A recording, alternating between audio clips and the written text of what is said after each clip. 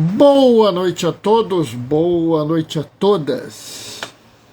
Vamos nos lembrar: se o pobre não tem, Deus não permanece.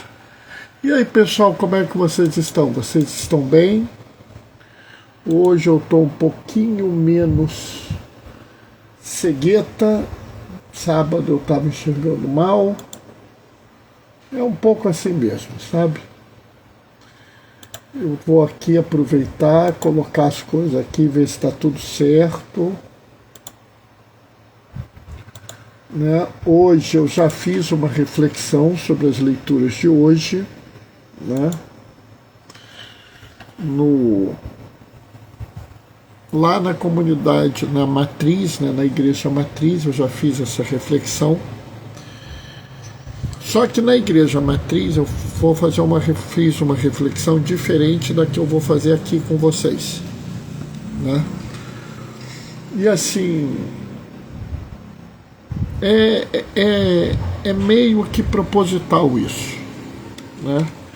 Não é que eu busque um jeito de fazer cada vez uma coisa diferente, mas é que eu acho que a gente pensa diferente, fala diferente para pessoas diferentes. Né? E é claro que as pessoas que estavam lá na capela hoje de manhã são diferentes das pessoas que vão ouvir essa live. Então, o que eu falo para um não é o que eu falo para o outro. Né? Quem está acostumado comigo já sabe que eu faço isso, não fica nem um pouco impressionado. Quem está acostumado comigo também sabe que eu não faço as interpretações habituais, as interpretações clássicas, porque acho que há mais coisa para ser dita do que aquela coisa clássica. Né? Eu conheço, inclusive, algumas pessoas, alguns presbíteros, né, que fazem questão de dizer, que preparam a homilia, que fazem, que acontece. Oi, mozinho, boa noite, paz e bem. Mozinho está lá no outro quarto, pessoal. Que fazem, que acontecem, que preparam, que leram várias coisas para fazer uma homilia. Mas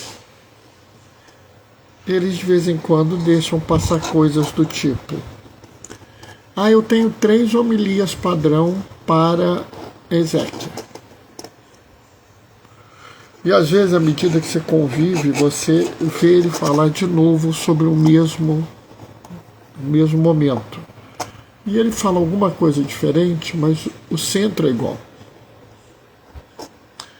Eu vou dizer para vocês que eu estudo muito pouco para fazer uma homilia. Tá? Eu leio. Se eu tiver dúvida, eu vou buscar ali a informação, eu vou trazer. Mas eu não fico dizendo para vocês que eu estudo para preparar uma homilia. Não. Eu tenho um compromisso. Né? Bernardo, você faz tudo de improviso porque o Espírito Santo te ajuda? Calma, a graça pressupõe a natureza. Claro que o Espírito Santo me ajuda a preparar a homilia, mas eu também tenho uma parcela de esforço nisso. O que eu critico é aquelas pessoas que fazem tudo sempre igual, porque a palavra é nova. E ela traz coisas novas. Bom, está na hora, vamos começar. O Senhor esteja convosco. Ele está no meio de nós. Proclamação do Evangelho de Jesus Cristo, segundo Marcos. Naquele tempo, os fariseus vieram e começaram a discutir com Jesus.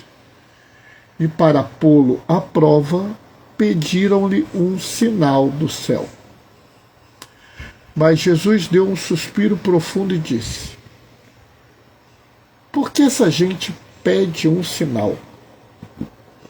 Na verdade, eu vos digo a esta gente não será dado nenhum sinal. E deixando-os, Jesus entrou de novo na barca e se dirigiu para outra margem. Palavra da salvação. Olhando essa passagem, são pouquíssimos versículos, são 3 versículos. A maior parte das pessoas vai olhar e vai dizer assim, bom, não tem muito o que falar sobre isso, Bernardo. E assim, aparentemente não tem mesmo. Mas isso acontece porque a gente não quer estar aberto para entender a profundidade do que está sendo colocado aqui. Primeiro, o que é um sinal? É interessante porque por várias vezes se fala em milagres. Oi, Luciana, boa noite, paz e bem. Várias vezes se fala em milagres. Mas aqui se fala em sinal. João só fala em sinal. Claramente, aqui nós estamos querendo uma prova da divindade de Jesus. E na cabeça dos judeus da época, isso era muito comum. Ao ponto que Paulo fala: os judeus nos pedem sinais, os gregos razões para acreditar. Então era algo habitual para o judeu pedir um sinal.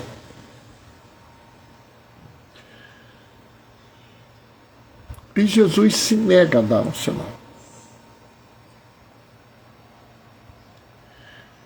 E para muita gente isso deve ter sido motivo de confusão na cabeça ali, ó. Meu Deus do céu, por que será que Jesus fez isso?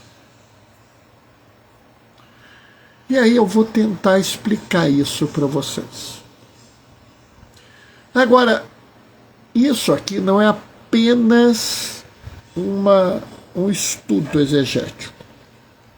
Eu estou indo além. Eu estou querendo que a gente entenda o que aconteceu e aproveite isso para a nossa vida. E vocês vão ver que isso faz sentido. Oi, Gracinha, boa noite, paz e bem. Vamos lá. Quem foi que pediu um sinal para Jesus? Os fariseus. Os fariseus são os que seriam os grandes teólogos, os grandes doutores de Bíblia da época de Jesus. Ou seja, os fariseus não são pessoas bobinhas, não são pessoas ingênuas na fé, não são curiosos. Eles sabem muito bem o que eles pedem.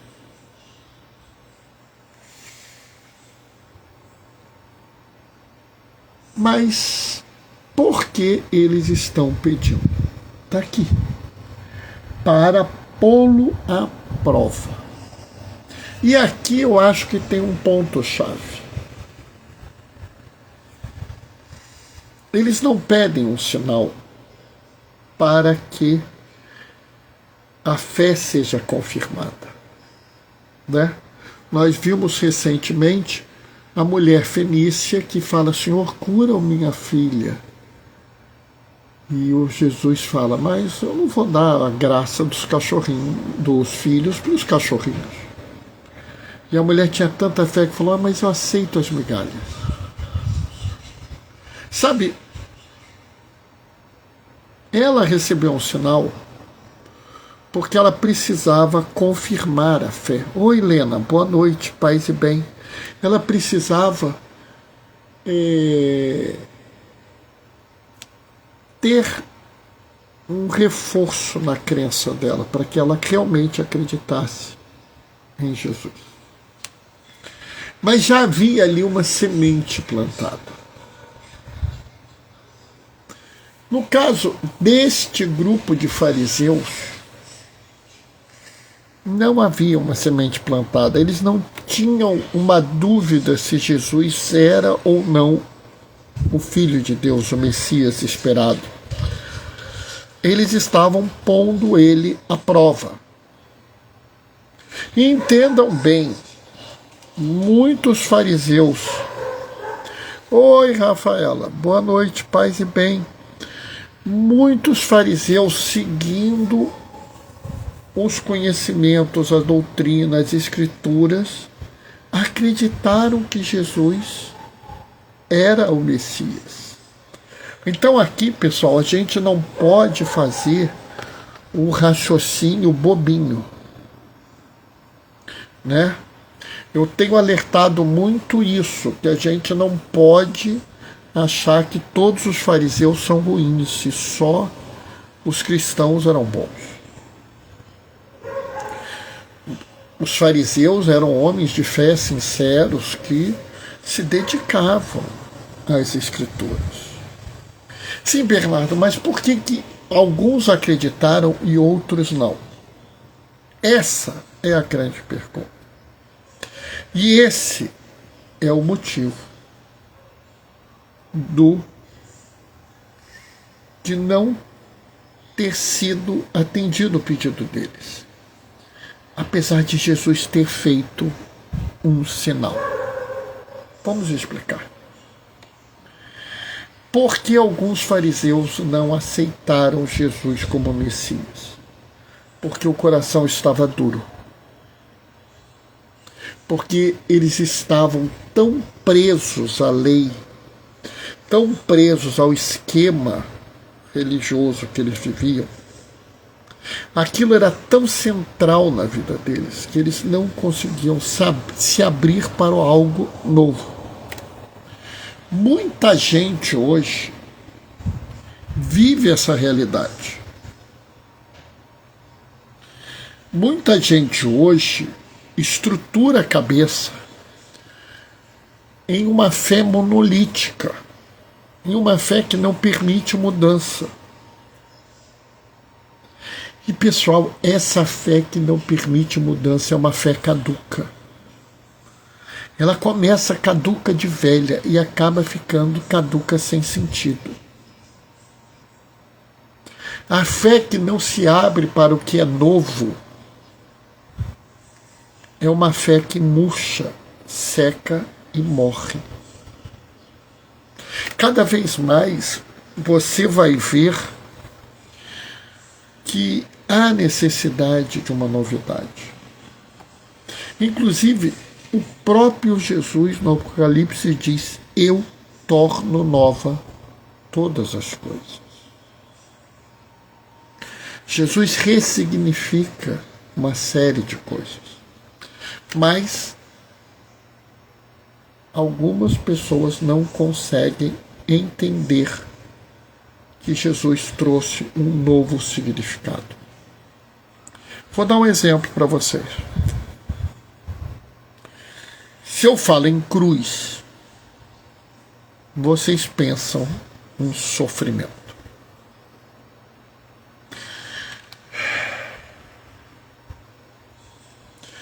Porque, provavelmente, os padres que vocês conversaram falam de sofrimento.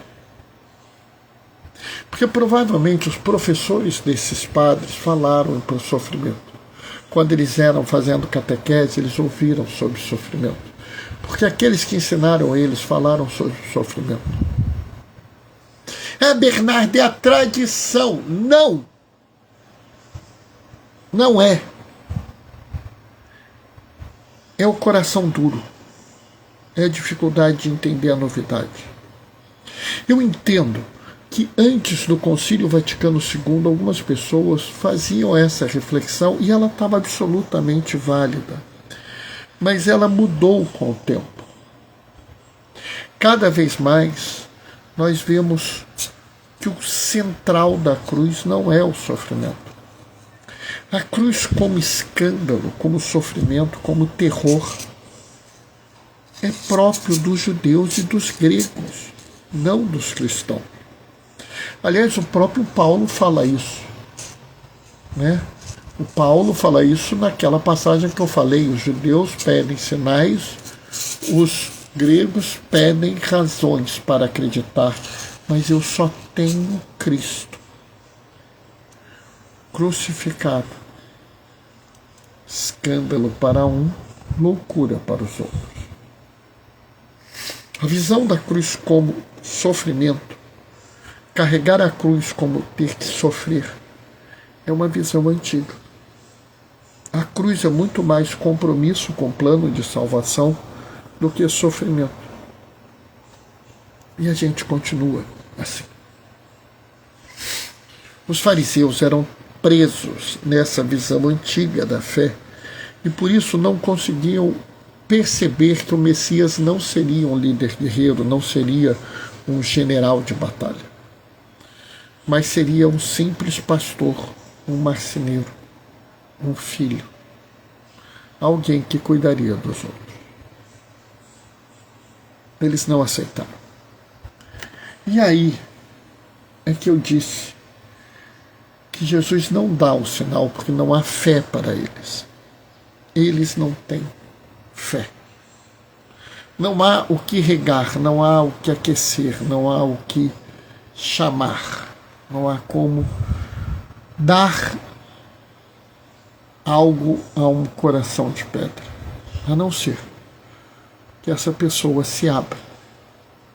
Como diz o profeta Joel, eu vou tirar este coração de pedra e vou colocar um coração de carne. Né?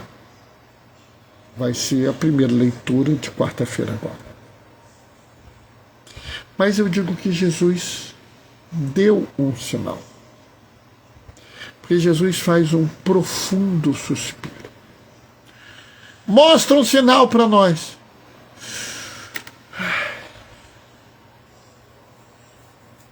Eu fico imaginando a angústia de Jesus. Quanto Jesus ficou triste, perturbado, angustiado naquele momento. Quantas vezes ele deve ter pensado na cabeça dele naquele momento: meu Deus do céu, esse povo não entendeu nada. Meu Pai, eu dei para eles tanto conhecimento. Eles receberam as Sagradas Escrituras, receberam os Salmos, receberam a lei, e eles não aprenderam nada até agora. Por isso ele dá um suspiro. É como se ele estivesse dizendo assim: não sei mais o que fazer com esse povo.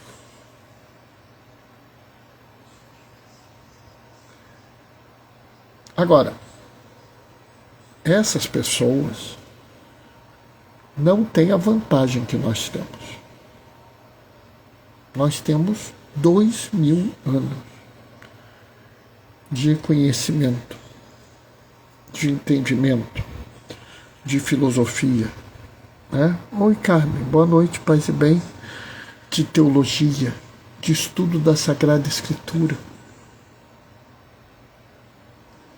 Para eles, eu acho até razoável que eles não tenham entendido o que Jesus era.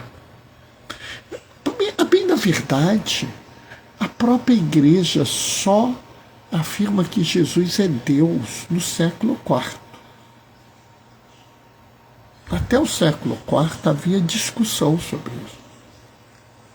Então, assim, é razoável para essas pessoas pensarem isso. Mas é razoável para você hoje, no ano da graça de 2026, achar isso? É razoável para você, nessa altura do campeonato, continuar fechado às novidades? Achar que você tem que fazer tudo sempre igual, da mesma forma? Não observar que há outras formas, outras outros conhecimentos, outras relações que precisamos construir. Já pensou nisso? Sabe, se você não está aberto à novidade, você vai ouvir um suspiro de Deus. Ele sabe que você acredita nele, ele não está dizendo que você não acredita nele.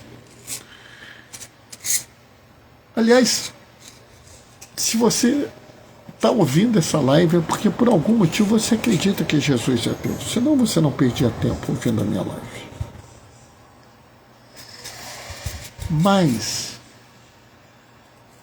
Deus vai fazer um suspiro profundo também, de angústia, porque Ele quer que você se abra para as novidades da fé. Eu fico vendo gente falando coisas assim que não fazem sentido, pregando orações absolutamente vazias. Por quê? Porque são ditas e não refletidas, são ditas e não escutadas pela própria pessoa que as diz. Como não são escutadas, não chegam ao coração e não levam à conversão.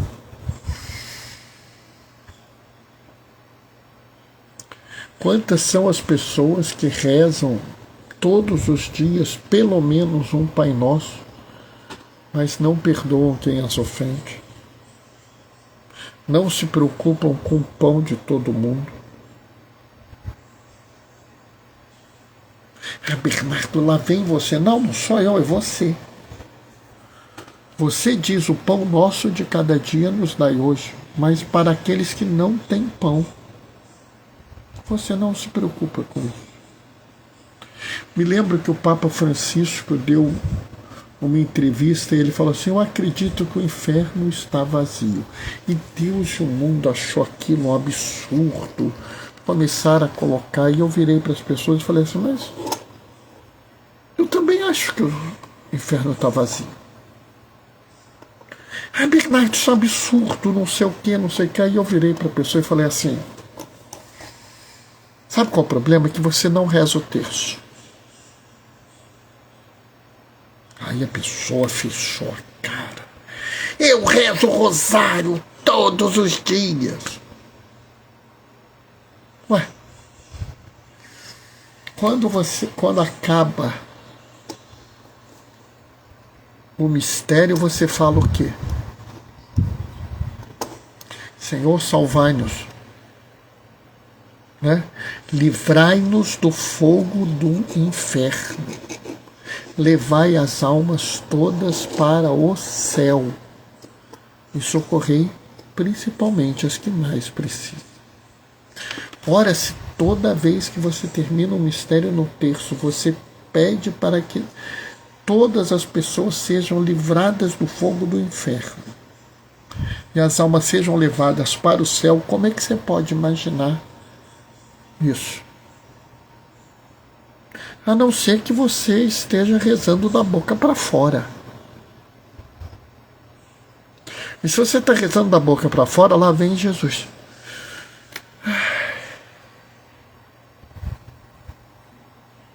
Suspiro profundo. Eu vou fazer uma quaresma, eu vou fazer o melhor jejum que uma pessoa pode fazer, mas eu vou continuar fazendo tudo igual. Suspiro profundo. Eu comungo assim, assado, faço não sei quantas horas de preparação, não sei quantas horas de jejum, mas saio da igreja e chuto o primeiro mendigo que eu encontrar pela frente. Suspiro profundo. A fé é um compromisso de vida. Nós somos o povo do sinal. O maior sinal da divindade de Jesus é a sua igreja. É a ação dela no mundo. São as obras concretas que ela produzirá. E se a gente não se compromete com isso, a gente não vai ver um sinal e não vai ser um sinal. Nós não seremos sal da terra e luz do mundo. Não seremos cidades brilhantes nos topos, nem lamparinas acesas que seguem por aí. Sim, Jesus deu um sinal naquele dia. O suspiro profundo que hoje Ele suspira por nós, para que nós abramos o nosso coração para as necessidades do mundo, para as novidades que precisamos abraçar, para levar paz e justiça. Amém? São 19h58. Hoje eu terminei cedinho, também pouquinho para falar. Amanhã tem live às 19h30, tá? Vou me despedir deixando a minha bênção. O Senhor esteja convosco, Ele está no meio de nós. Por intercessão de João Damasceno, desça sobre vós e permaneça para sempre. A bênção do Deus Todo-Poderoso no amor, aquele que é Pai, Filho e Espírito Santo. Amanhã às 19h30 a gente se vê. Até lá. Beijos e bênçãos. Tchau, tchau.